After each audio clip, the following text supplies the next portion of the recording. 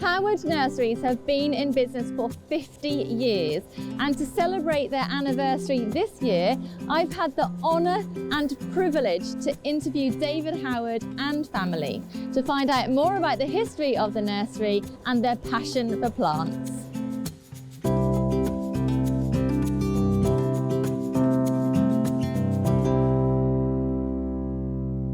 Can you tell us where you grew up in Norfolk and a little bit about your background? Well, actually it's Suffolk. So you were brought up in Suffolk? Yes, we're on the Suffolk-Norfolk border, we always call ourselves, and the postal code is Dis, Norfolk, which would mislead people really, but we are definitely Suffolk, which we're very proud of. Brilliant. So were your parents keen gardeners? My mother and father were keen gardeners. My father was a thatcher actually, and we had a small cottage, and I was growing plants from an very early age, and I was selling when I was going to primary school plants. I remember a case when the annual asters was very short this particular season, and they weren't doing very well. Anyway, I went and bought 1,000, pulled out of the beds, and we only got 10 houses round us, and I sold 1,000 in 2 nights. So you've basically always been a plant entrepreneur. I have, and I think the people felt sorry for me actually.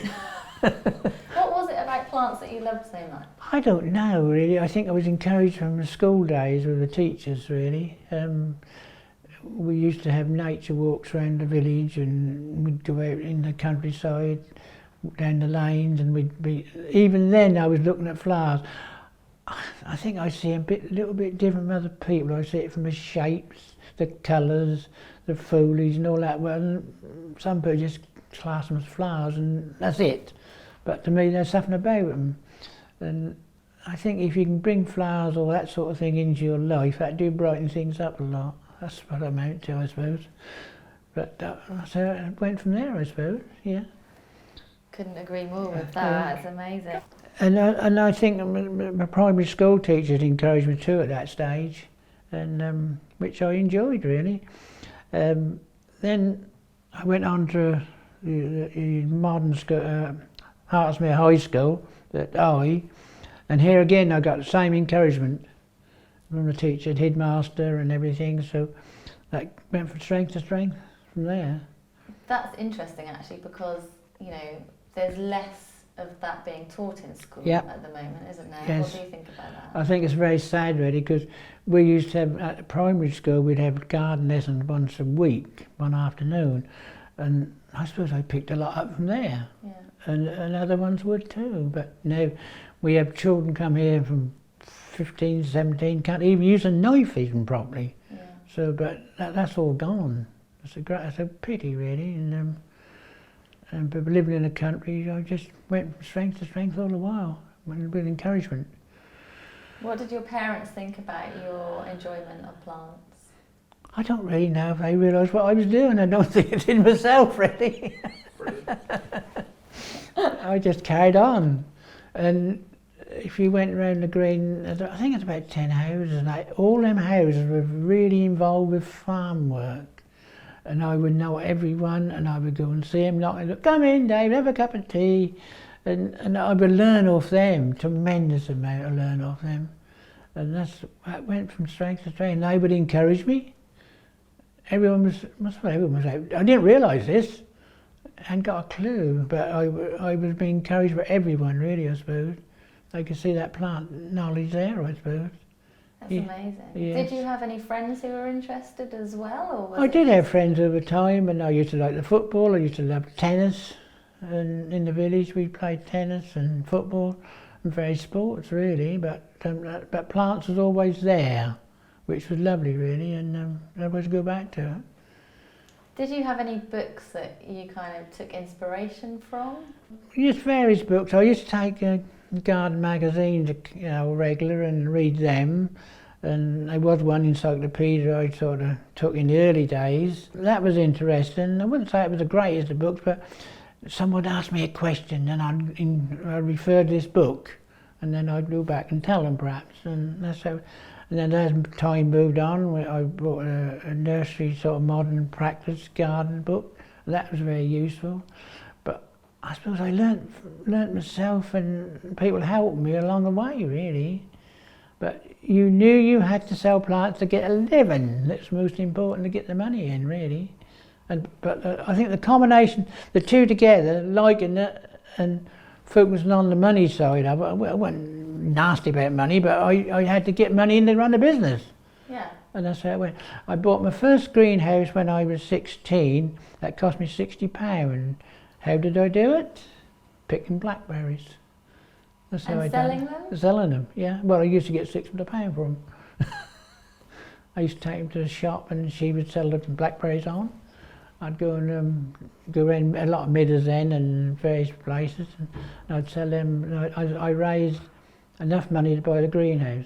And then did you put that into your parents' garden, or did you? I put it in parents' garden because I hadn't got no land then in parents' garden. In fact, we only pulled it down last week, actually. So it's been there all of those years? Yes, all those years, yes. But so I would grow plants in that greenhouse and then sell them on. That went from there. So as a plant entrepreneur, which clearly you have been from a very young age, what other jobs did you do when you were young before you took on? What did I do? I remember going onto a farm which, them days you would get the corn shocks from the field and take it back to the stackyard, they used to call it. And with Suffolk Punch horses, massive horses they were, and I was scared stiff of these horses actually. But I'd earn money like that, ninepence an hour, something like that. And that would be during the harvest holidays, we called it. And then after then I got a job in a small little farm doing their garden. That was £6 an hour, I think. That's how I earned money. And then that all get ploughed back into buying the greenhouses and seeds and pots and trays and that, and that's how it kept going. And I hear you worked for a nursery and you worked on the market stall? Yeah, I did work on a nursery in Dis when I left school. This was when I think I left school about 16 actually. I kept on from another term or 2 terms at school, but I worked for this nursery, which it was good practice really, because they made wreaths, they made bouquets and grew a lot of plants, and David was his speciality. And then I had a market stall in Dis. And I enjoyed working there really, but I knew I was going to move on somewhere at some stage, and they were quite helpful to me. But when they know you're going to start a business, sometimes people do sort of I don't know what the word to use really, but they sort of a bit careful with you, the best way to put it, polite way. And I hear that you used to sell out their stock over lunchtime on the market stall. Oh yes, I would. I'd relieve on lunchtime, and when the person come back what owned it, and I'd be cleared the stall out, and she'd been more or less, I've been selling off cheap. I said, no, I haven't been selling off cheap. I've been getting a good price, and I'm happy with what I've done. And then she shut up then. And when did you sell cut flowers to Covent Garden? When was that? Well, I was working this nursery in Dis at that particular time, and I was selling cut flower then, before I went in the army at 16, 17. And we'd send up about 15, 20 boxes a week to Covent Garden. Sometimes, it was interesting, that was a learning curve really, because sometimes you get a really good price, and that was a good return, but another time you get virtually nothing.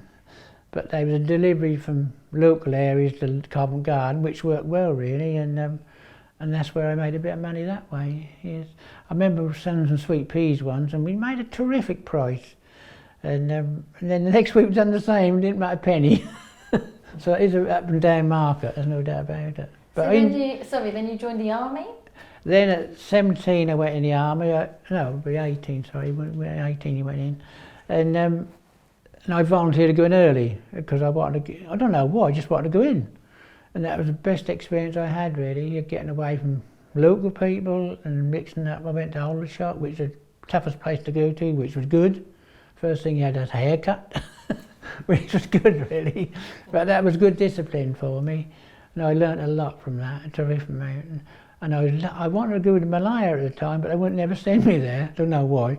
But I did move about England with Royal Signals and Paycor and all various sorts of different entities in the army, which I really enjoyed really. Manchester, I spent quite a bit of time in Manchester at the time.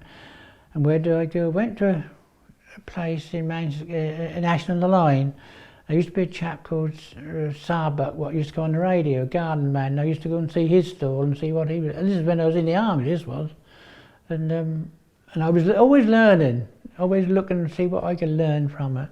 I used to love Ashton online, going to his market stall. So you even continued your passion for plants whilst you were in the army? Oh yes, yes I would do, yes. That would be no stopping me, yeah. But that went from there really, yes. How long were you in the army for? 2 years. Okay. Yeah, and I think, when I first went, I think 50p a week or something like that, or 10 shillings a week. It weren't very much money, I tell you now. But you enjoyed it? I enjoyed it, yeah I did.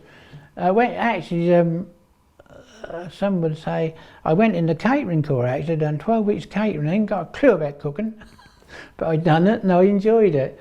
I was a bit lazy really, because I'd never done the washing up, I would have done the cooking, which is nice really. So then when you left the army, what did you do next? Well, when I come out of the army, the person I worked in the local dis, he was more or less, he'd finished. Whether that's because I wasn't working for him, I don't know, but he finished, you know, he bankrupt, I suppose, really. So for about 2 or 3 weeks I couldn't get a job. So anyway, someone come along, a farmer this was, a very nice person, him and his wife, but I working for him in the garden, private garden. I thought, hummed and I thought, I'm not going to get very far here, but by Jove, they was ever so nice to me. And I learnt a lot just working on my own, which was good really, you know. I was there, that's 3 or 4 years, if not more, and working in their garden, and there's certain things I wish I'd have done more of now, looking back. And when I was there, and then Alan Bloom wrote to me wrote a letter saying would I like to join them at Bresingham, which I did for about 3 or 4 years. And I went from there really. What a wonderful garden it is though. Yes, yes, and I learnt a lot from that. Always learning, you never stop learning really. Yeah. Even that private garden which you think was a dead end job, but it wasn't, because I was doing things for myself and I was learning how to grow plants again. And I was learning which plants sold well and which didn't sell well and various things really, yeah. I wish I'd have made more use of the time I spent in the private garden, you know, which I saw it in hindsight, you're looking back now, but... But at the time you probably did, you probably made the most of it at that time as much as you could then. I did, I learned a lot from them days, yes, yes. I think that's the answer, just keep trying to learn all the while. And you get knocked on the head sometimes, yes, but that's life. Yes, you just got to fight back when you get knocked on the head. So when you finished at Bresingham, what happened next? Well, when I finished at Bresingham, I'd got this allotment, my father's allotment, and I was growing plants of blooms then. When I was working there even, I was selling blooms plants like delphiniums and lupins, and the biggest thing we used to grow was a ground cover plant grown in lots of parks, was vincas and Hyperion calicinum. We grew thousands of them and we always sold them. We'd dig them up and then we'd take them over there and then they'd buy them off us. And we'd done really well at it really. And that's what made us, I think.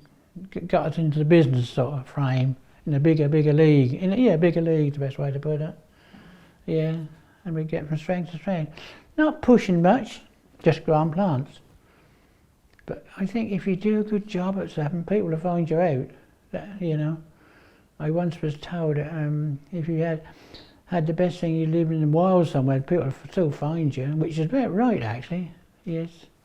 Can you just tell us when you started Howard Nurseries and why and how, you know, just give us a bit of background from that. Well, as I said early on, I always wanted my own business and this was an ideal opportunity with the allotment and to grow plants. And then we started selling plants in a wider area. I remember our first order was Rogers of Yorkshire, Hyperion calicinum, 2000. We had to dig up and send off in the night after finishing work at Bloom's actually. But no, I suppose we looked for the wider world really, you know, the country. We would go up and send plants up to Scotland, down to Devon, Cornwall. And we got some real good customers really, good basic customers really, and that went from strength to strength, just took off. So did you start it with your parents then, or was it you? No, Mr. Coy came into it in the early days, and you know, we got on really well, you know. Well, it's funny, at the same year we joined the Common Market, would you believe it? And I thought, well, Common Market, he'd go out to Holland getting ideas and that, but I'm afraid he never did. That was me what was going out to Holland getting ideas. So that's how it went from there, and we went, we just went from strength to strength. We worked one time sending plants out to Holland at some times, which is unusual. But we got the trade on our own doorstep was so good that it wasn't worth going into Europe or America. We could have gone to America, but all the fuss and palaver washing plants is not really on when the trade's on your doorstep all the while. Yeah. So how did it expand then? So you had your allotment. What happened? We had an allotment. We packed in a chicken shed to start with, and then we had a chance to buy 8 acres of land. And then we had a chance to buy this place we were in now, which was in a barn, which we converted into a packing shed. So that was ideal, really. I always remember the chap come to put the electric on in the barn. He said to me, David, he said, you don't want to light the other in, you never use that, will you? Of course we will, I say. So we did. In a matter of weeks, we were using the whole complete barn. We just kept adding all the while, slowly and gracefully. Yes, we did borrow a bit of money, but nothing great. We could always pay it back. I think that's the secret. See your way clear. Don't borrow too much. And we'd have paid that debt off within 12 months, perhaps. And that's been the sort of the main thing. It's always hard to gauge what stock you got in the value-wise, but I suppose we knew the market. We knew what was selling and what wasn't selling, and that was a good help to us, really. And we was always propagating and doing all sorts, really, yes. So the year Howard Nurseries was born was 50 years ago, wasn't it? Yes, it was really, yes, really. Well, I left Blooms, the theory was, and it never worked. I got out of Blooms one year and he was supposed to join me the next year, but I'm afraid he didn't. I think he didn't like the gamble, which I did. And I don't know if you want to say that really. But, oh dear, sorry. But no, I took the gamble on, and that went from strength to strength. And we're still selling the blooms, and we're still selling to other growers, which was a great help to us. So from 1969? Yeah. Then we were growing big numbers for one or two of the big boys, like geese. I think we grew 100,000 lavenders, and we cleared them all out. But here again, I never like getting too involved in one person, but especially big concern, because then they start to knock the price down. Anyway, we used to go and see these once a year, geese, and you could see they was after lower prices. But we'd got our own customers then, so we said, thank you very much, goodbye. But I always warn people, don't get too heavy involved in one particular business. So what do you think the secret of your success is? Hard work and enjoy it, you know, and enjoy what you're doing. You must enjoy it. You've got to really enjoy the job you're doing, and you just got to like it, and you got to like you're surrounded, I suppose. And take a gamble. Take a gamble, yeah, take a gamble, yes, that's a good one, yes. So what happened next? So you met your wife? I met my wife, and she came from Sprouting in Norwich, on the outskirts of Norwich, and she was good really, because it's not easy for a girl to leave a city or a town to come live in the country, and she didn't even bat an eyelid. Well, I didn't realise that he was interested in plants. Not until I'd been gone with him for a little while. He didn't tell you? Well, no, because we met at an international club, which was a club for foreign students. He had a friend that took him there, and I had a friend that took him there. Neither of us were foreigners, but somehow we clicked. Amazing. Did you like plants? I've grown to love them. Do you have a favourite plant? Roses and carnations.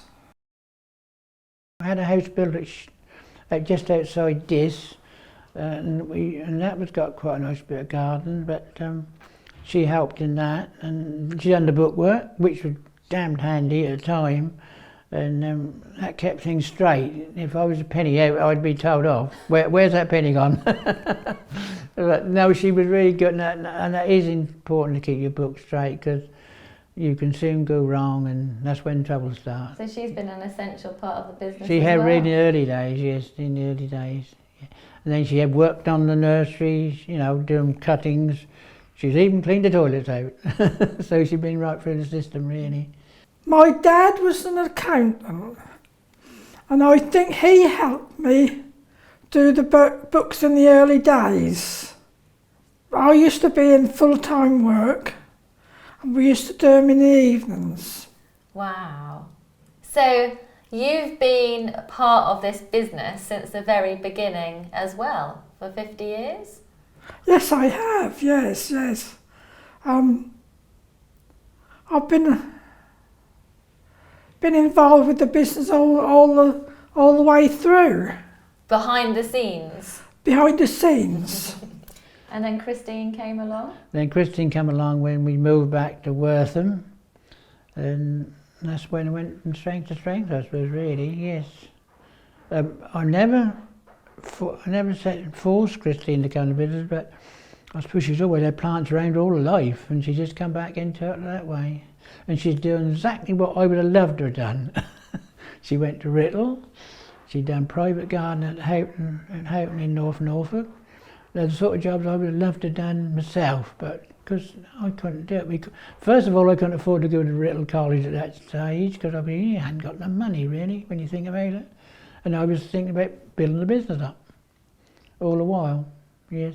So you've been able to give Christine those opportunities? Oh yes, she'd had the to go opportunities, but I never had, which I got no malice against her. Good luck to her, and she's travelled, been to New Zealand, America, and various other places. She's been with us sometimes, but yes, she's doing what I would have loved to have done, but good luck to her. What was it like growing up with a dad who's so passionate about plants? Well, I didn't have a garden. We had a lovely big garden, but it was all down to stock beds. So I had no grass to play on. And I just thought everybody had rows of plants. It wasn't until I got to high school that we got some grass, and Dad thought I could take up tennis.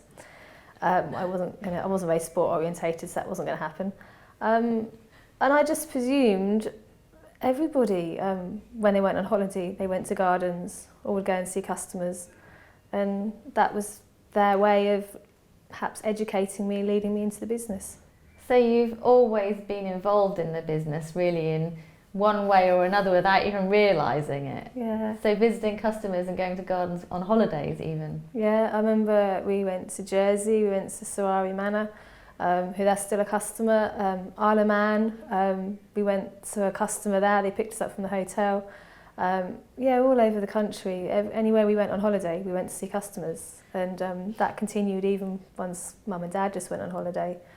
And yeah, it's just, I've just grown up with it, and perhaps I've took it for granted that, especially like growing for the Chelsea flower shows, all these big designer names would come and visit the nursery. Dad would come home and says, "Oh yeah, we're growing a Chelsea garden for Chanel." And me being like a high school student, I was like, wow. And he didn't know who Chanel was, sort of thing. So yeah, so it has been incredible when I look back. And do you think that perhaps you didn't appreciate how well respected your dad is in the industry? Yes, definitely. It's only now, perhaps now he's stepped back more, that when I go to trade shows, I can see people coming up to the stand and understanding how well known Howard Nurseries is. Yeah, I just took it for granted growing up that was part of the life, really. And how do you feel now about Christine taking over the business? I think that's marvellous to think that another generation is coming on. How did you keep a balance with family life and work? That's a good question, very good question. I don't know, really. You got to be contented, I suppose. And Sheila used to like flower arranging very much so, and she went into that. Well, not wouldn't say in a big way, but she used to love doing. I'd take bunches of flowers, and I'd just be walking in the field and cut a bunch of flowers off, and she would do that sort of thing. And I like to see flowers in the house actually, but she would do that. Yes. Her father, I don't think he thought I was going to make it actually, but because he was accountant, and I remember once going to the house and he'd gone into details. Oh, you never make it, you never make it. And so I will. So that's determination again. And so what's the secret to your health and happiness then as well? Very good question. Well, yes, I think enjoy what you're doing and get on with people. And in them early days, going around to, the people in the village, I learned a heck of a lot from them, a lot. And they would always make you welcome. And I really think that because we're doing a little sort of book on the people I met when I was younger, I learned a lot from those people. Yes, tremendous amount. So gleaning information off other people. Yeah, well, really, yes, I was, yeah. Contribution to the environment. Well, I suppose sending out plants all over the country in various projects have been a big thing to that. I sometimes get a year later, say, oh David, I planted so-and-so in that corner you said, and they're doing really well. And good, I say. And I remember another question, I went to see a person up in near Nottingham once, and she used to come down here with a van, and she was a lady, I think, of some description. Oh, she was a lady. And we got on ever so well, and I called to see her. You know what you told me about that greenhouse, David? I've done exactly what you said, and that's gone wonders. And that's the sort of thing I would do, was in contact with people. And just had to go from that sort of angle, really. And I think another thing was I never always shared my information with people, and they liked it. And I think that's where the secret is, really. Yes, if it's a plant, I would talk about it. And you're sharing your passion. Yeah, sharing it with people, and they respect me for it, I suppose. I think that's where, I do think that's a big factor, really. Yeah, yeah. So talking about people then, what famous gardeners have you worked with over the years? Good, yeah. Well, I worked with mainly sort of designers, really. Tom Stewart Smith used to come here regular one for Chelsea. Christopher Bradley Hall, another one for Chelsea. It's a lady, Lennox Boyd. I don't know if she's a lady, yeah, she isn't. Her husband was secretary to Margaret Thatcher. Anyway, she used to come regular, one or two like that, yeah. There's more in the pipeline. Like I said about Chris, Jeff Hamilton used to come regular. And you worked with Carol Klein? Worked with Carol Klein regular, oh yeah, very much so. So yeah. Just very quickly then, talking about Chelsea, you've worked with a lot of Chelsea gardens, haven't you? Over the years, yeah, tremendous, like Telegraph Garden, even Standard Garden. I worked with, she won't mention her name, Zara Tollymash or Lady Tollymash, and with Even Standard. And I really enjoyed it. I don't know what it was, and we got on ever so well together, and the garden won a gold medal. And that's the sort of things I've done, I suppose. And I remember when she was, well, I remember it quite well now, but she wanted planted these lilies in the garden. Quite a few, about 200 or 300, I think. Could I get the damn things to grow? Heck if I could. So she used to come and see me pretty regular. And I didn't like to show them to her because I didn't think she'd be a happy bunny, really. Anyway, when they went to Chelsea, all of a sudden they perked up. And they was wonderful, and they was the mainstay of the show, the garden, really. That's plants for you. Yeah, yeah. Which I was... A little birdie tells me you may have fallen asleep on a stand at Chelsea overnight. Oh, yeah. Yeah, well, I had to protect this garden, because I do, when you go, even the security guards whip things, so you just sit on a stand and watch it guard it, really. Security guard for plants. Yes, and then I fell asleep. Great security guard you were. Yeah. Tell us a little bit about how the business is being run today. Well, Christine's come into the business in the last few years, and she's doing a real good job. I'm pleased with her. And the business is pretty sound. She's got, they're producing plants still, the same capacity really. And Marcel, we brought into the business as a manager, finance side of it. Although she did a lot of the finance, but Christine's, she's keeping an eye on things, which is good. And she'd go and see customers, and she liked doing it, actually. She's a bit perhaps I shouldn't say it, but a bit shy to start with, but once you get used to it, a bit like me with the plants, and she's away. And she would go and see customers, you know, in London or north of England, come to that, anywhere. She would go and talk to them, and I would go and see customers myself in the early days, and I'd always come back with an order. I wouldn't push them, but I'd just be polite and sensible, talk about plants again, and she's nearly similar. And she always come back with orders, yes. And you must be super proud. Yes, we are that way, but yes. And so the business is going well. We're always looking to expand. Well, I'd say I'm always looking. We're not really, because we're trying to contain it, but it's a very hard job to contain it sometimes. But the staff's been the main thing, I think, about the place, because they've been with us so many years, 20, 30 years, which is good. That says something about the business, I do, doesn't yeah, it? really do, yes. And them being with us, they can get to know the names of the plants, the habits.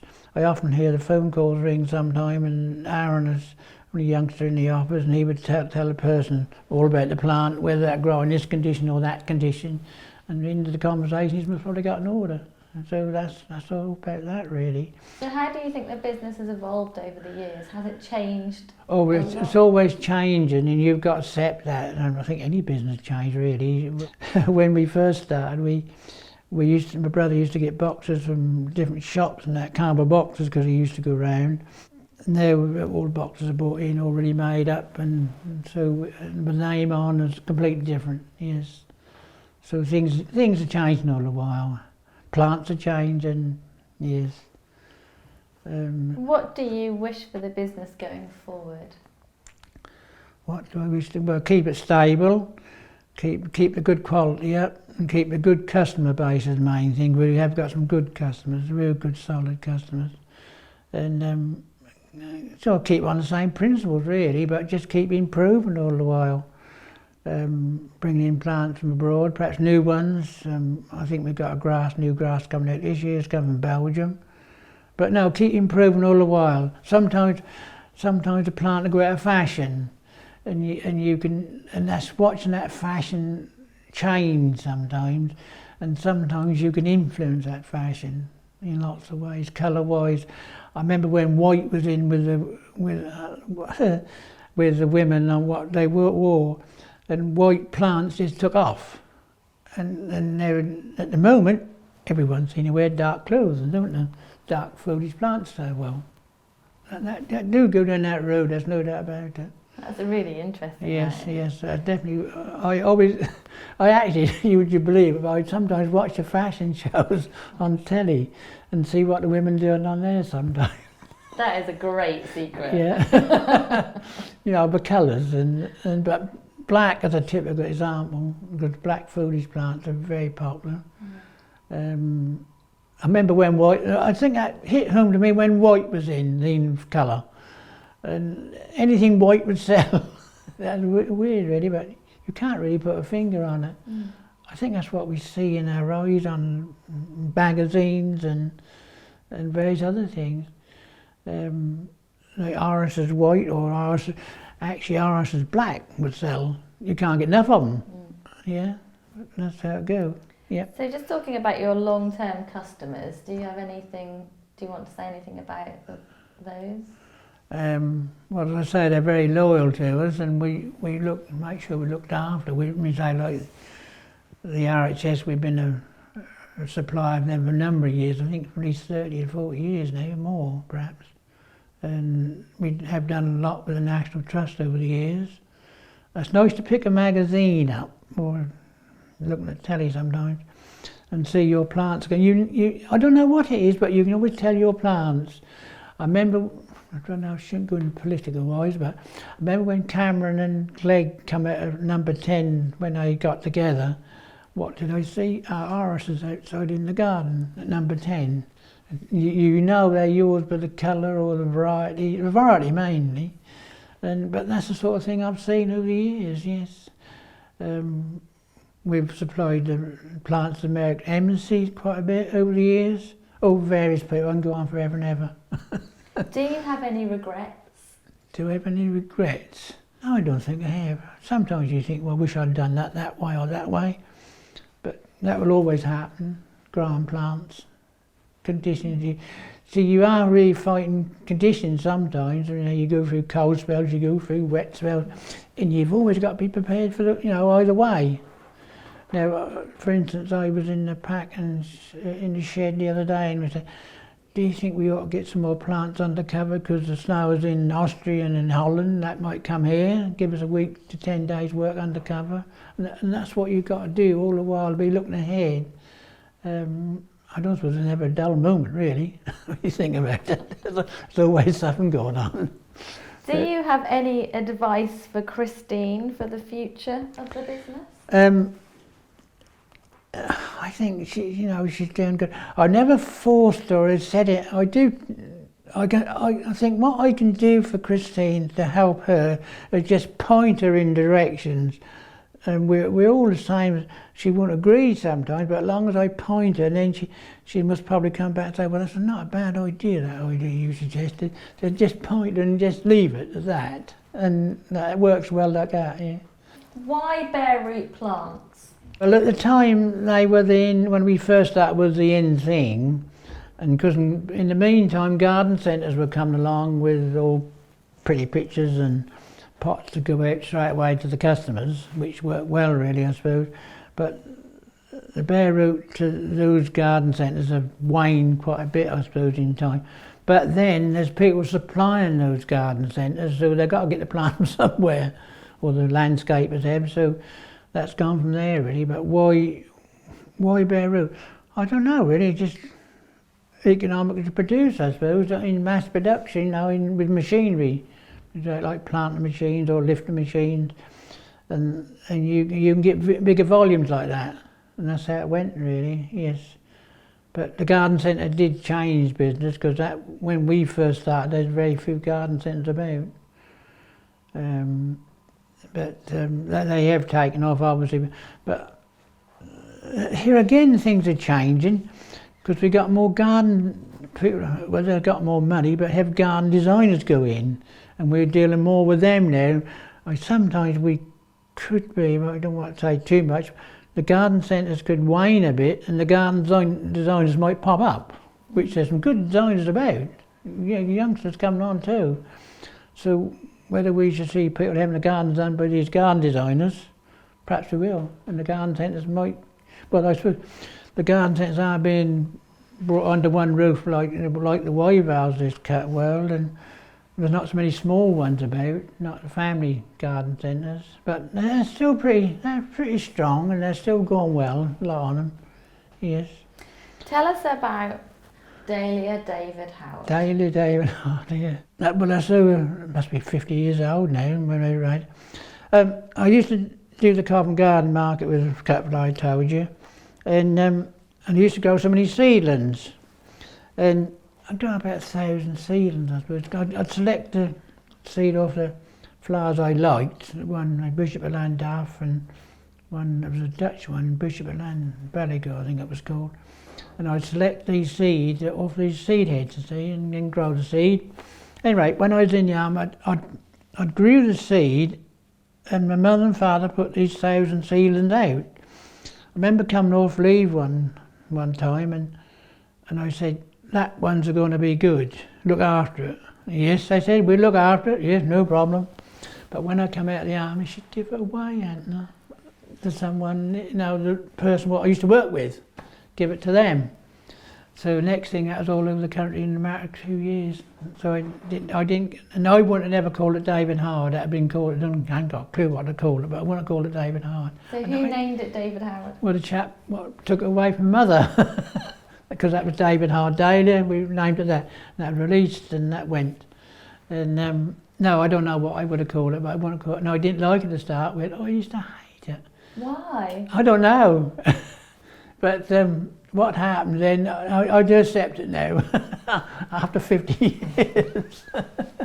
It's got to now. Got to now. Yeah, And it's been all over the TV recently, hasn't it? I've been on TV pretty regular actually, on Monty Don. He's been a good neighbour for me. Brilliant. So just tell us a little bit about the garden festivals that you've been involved in. Well, I thought it'd be one way to promote a name and also the plants. That was hard to say because we weren't retail, and that seemed to work somehow because, come on, when you go to Chelsea, a lot of those people what buy plants in, they know where they come from, designers do. Not the general public don't, but the designers do. And that's what happened with the garden festival. We was going into those festivals with a name there, then they would come to us like that. The councils would come, like Bournemouth would come, or Brighton, something like that, and was seeing our name there. And we done one in Scotland, and that was very popular through Duke of Phillips, which is a big name in Scotland. I knew Duke for a long while, and that was a great help for that area. We do a lot of work in Scotland over the years. In fact, we was up that way this last week, I think, with a load. So that's always promoting your name, I suppose, really, and where do they get those plants from? And that's the way it goes, yeah. Yeah. Now he's retired from the business? No. Will he ever retire from the business? No. He's born and bred into it, and I think that'll be with him for the rest of his days. And working with Christine as well, working together on the business going forward is great, isn't it? Do you have like your favourite years that you remember? Were there favourite times here, the best times that you've enjoyed? When we've been preparing for Chelsea. Ooh, exciting. Just get a kick out of it. Just something about Chelsea that we have a kick out of it. It's special, isn't it? It's very special. And then seeing your plants in the show gardens must be fantastic. And when I went to Chelsea, that was the highlight of my year. Yeah. What's your favourite flower? Every year vary, depending on the variety, the type of year. And it's funny, I often say to the people, that's top of the pops this year, that one. That could be a particular flower. Polygonums or Persicarias, they're sometimes nice. No, that varies from year to year. I think that's the best way to put it, really. Just changes. Change, yeah. Weather might be a factor. Here again, we get back to the magazines in Chelsea. And yes, I have got flowers I do like, but there's no what I call real favourite, as long as they do a good job for the garden and the landscape. I think the landscape is another big thing from my point of view. Yes. So if you were to have cut flowers in a vase on your kitchen table, what would be the best for you to have? What would be the best thing to have? A good, lovely question that is, isn't it? Here again, depend what was good on the day, really. There's echinaceas, might be dahlias even. But not Dahlia David Howard? No. No, not that one. Occasionally I do. Yes. No, and there's no real answer to that one, really. I just depend on what looked nice that week, I suppose. Yeah. I might walk down the garden path, I'll pick a few of them, and then end up on the table somewhere. I like peonies, I like irises. There's so many to choose from that I wouldn't know where to start. And did you always know you would take on the nursery? Mum and Dad were really good. They never expected me to come into the business. It was there if I wanted it. They never pressured me. It got to when I finished my degree, I went off to work in a walled garden, and I just thought at the time, if I don't come back and give it a go, I'm not going to know. Dad was 70 at the time, and I didn't know what I was letting myself in for. I came back, and yeah, that's about 12 years ago now. Are you enjoying it? Every day's a challenge. Yes, it's having the right team around you that makes it a good journey. And the culture here is very family oriented, isn't it? Yes, we're really fortunate with the staff we have here. Having that right team around you is so important, and that's something I want to keep going forward for the future, to have the right team and take that forward. And our customer base is almost an extension of that. All our customers are lovely, and they're just like part of our friends and family. So to keep that going forward is really important for me for the future of Howard Nurseries. Are there any other future plans for the nursery? Well, we've just had a new office extension built, so that's a really big development. The first office was built with £25,000, and now that lasted however many years, and now we've managed to extend it. So that's a real big step forward. So hopefully we'd hold more events on the nursery, invite perhaps more customer days here, and that's another step going forward. Do you feel proud of what you've achieved over these 50 I do, years? Very proud. And you do take a walk around the nursery, don't you, some evenings? Okay, we'll wait a minute. Oh dear. It's okay. I think I'm getting tired. Yeah, this is the last question, so don't worry. Okay. I find just recently I got more tired and I soon give up. I'll give in like that. It's okay to do that though, you know. I tell you what, let's tell me about your evening walks. I would I sometimes go around looking around, see how the plants are growing really, and there might be some need water, or there might be someone spraying for mildew or something, and then I'd come back and tell them in the office or tell the boys outside what to do. And I don't interfere too much. I try and be nice to them really, try and keep sort of quiet, and I would tactfully say, well, have you seen so-and-so plant lately? Do you think we ought to be doing something to that? But I try not to interfere with any of them really, because they've got their ideas and I've got mine, I suppose. But that must work out, yes, yeah. Because they just sprayed the arses for weeds this week, and I was getting a bit itchy feet because I wanted it done in January before they start to grow, and then it had been done, so why worry?